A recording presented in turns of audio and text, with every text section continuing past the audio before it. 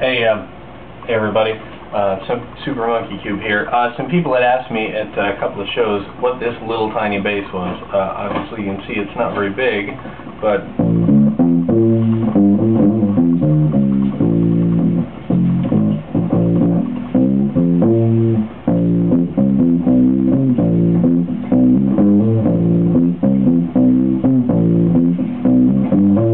it has no problem kicking out the bass tones. It's the Ashbory. It was originally made by Guild and then became part of Fender's domain later when people were buying things out. You notice it's not much bigger than not much bigger than a Guitar Hero controller, but the strings that I have on here are polyurethane. They're not the stock silicone rubber strings that come with the Ashbory, because I'd had problems with them breaking inside the case. You couldn't leave them tuned to pitch.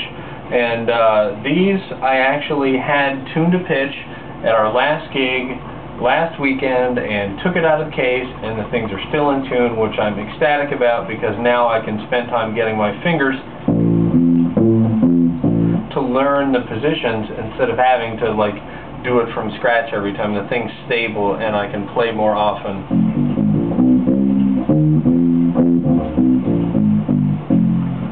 And not have to start over every time. Now, I did notice that on this set that the D and the G strings are a lot more slidey than the low ones. The low ones you can't really, I mean, a little bit of finger ease will solve that problem, but it'll also create another problem. You notice that the strings are held into the tuners purely by friction. There's no knot or anything at this end. They have plastic bushings that hold them in place on this end, but those are probably hard to see also. But it's fairly simple. You know, you can stretch them out through the tuner, and they kind of lock into place up here.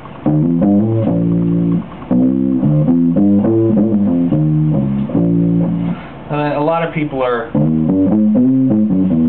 worried, you know, because it's a short scale instrument. It's hard to keep intonation. It's a gag thing, but after several sets of playing my 5-string, it is nice to have something a little more comfortable on my hands to play. So it's a nice addition to my arsenal.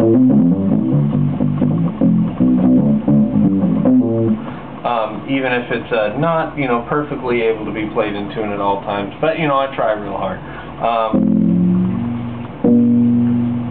And it's not impossible to play in tune. You just have to kind of watch what you're doing maybe a little bit more than you would on, but I mean, that's true of any fretless instrument.